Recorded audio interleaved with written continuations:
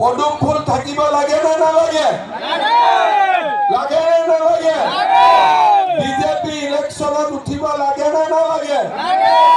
এতিয়া লাষ্ট উত্তৰটো দিয়ক, হাৰিবৰ কাৰণে লাগে নে জিকিবৰ কাৰণে?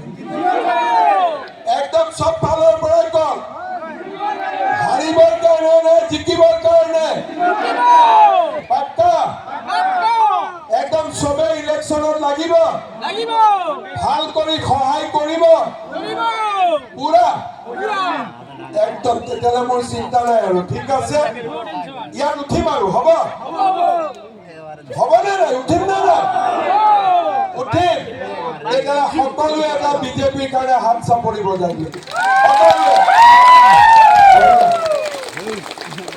ধুনীয়া।